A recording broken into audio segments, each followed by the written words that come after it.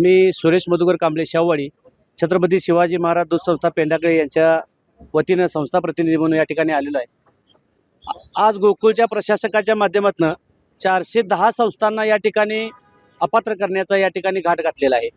410 संस्था अपात्र करून यामध्ये राजकीय गौडबंगाल करण्याचा प्रयत्न निश्चितच आम्हाला या ठिकाणी दिसतोय। संस्था निर्माण करत असताना जी प्राथमिक गाव स्तरावरती जेवढ्या अडचणी येत असतात, त्यानंतर संस्था चालू करताना आणि या ठिकाणी दूध या ठिकाणी संघाला पाठवताना काही गोष्टींची आम्हाला गाव पातळीवरती अडचणी येत असतात। या सगळ्या गोष्टीला आम्ही तोंड देऊन या ठिकाणी गोकुळचं दूध संकलन वाढवण्यामध्ये आम्ही मोलाची साथ या ठिकाणी प्राथमिक संस्थेच्या माध्यमातून देत असतो।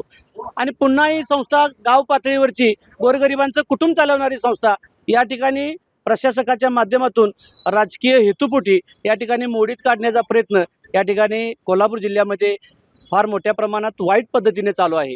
गोरगरिबांचं कुटुंबाचं खऱ्या अर्थानं आर्थिक समीकरण चालवणारी ही दूध संस्था मोडीत काढल्यानंतर गरिबांना या ठिकाणी रस्त्यावर आणण्याचा या ठिकाणी प्रयत्न या प्रशासकांच्या माध्यमातून दिसतोय।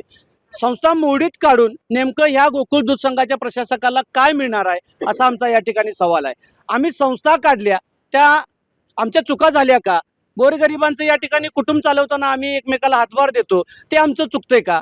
आणि या ठिकाणी गोकुळ म्हणून जिल्ह्यामध्ये एक ब्रँड असताना या ठिकाणी या दूध संघाकडे आमचं दूध पाठवताना जे या ठिकाणी कष्ट होतंय, मग शेतातनं वैरण काढण्यापासूनचं ते या ठिकाणी पुन्हा त्या जनावरांना संगोपन करून गोठा व्यवस्थापन करण्याचं जे या ठिकाणी आमचं कष्ट आहे ते या प्रशासकाला दिसत नाही का? म्हणजे या संस्था मोडीत काढल्या एवढंच या प्रशासकाला या ठिकाणी आनंद मिळणार आहे का?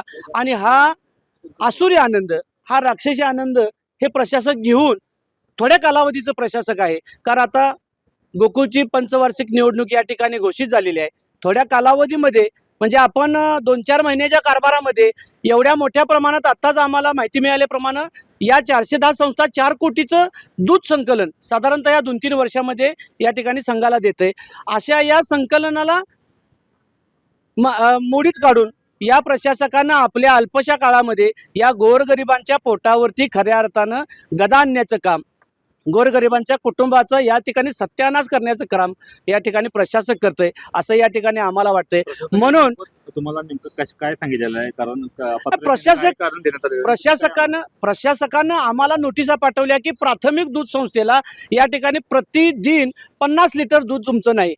आम्हाला गोकुळच्या काळामध्येच 50 लिटर दूध संकलन आमचं पूर्ण झालंय म्हणून आम्हाला सभासद या ठिकाणी केलं आणि तुम्ही तीच अट आम्हाला आज विचारताय। म्हणजे तुम्हाला जर का तर त्या अटीचं जर पालन झालं नसेल तर त्याच वेळेला आम्हाला या ठिकाणी सभासद करून घेतलं नसतं, पण काही चुकीच्या अटी तुम्ही आम्हाला घालताय।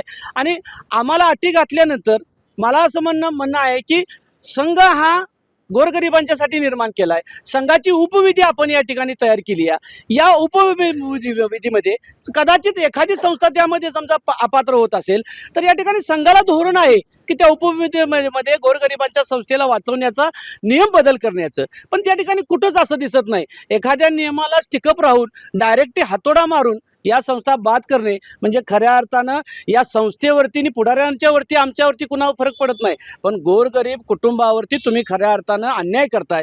प्रशासकांना हा अशी चुकीची गोष्ट करू नये। आणि या कोल्हापुरामध्ये आदर्श कोल्हापूर आहे, शाहूनगरीचं कोल्हापूर आहे।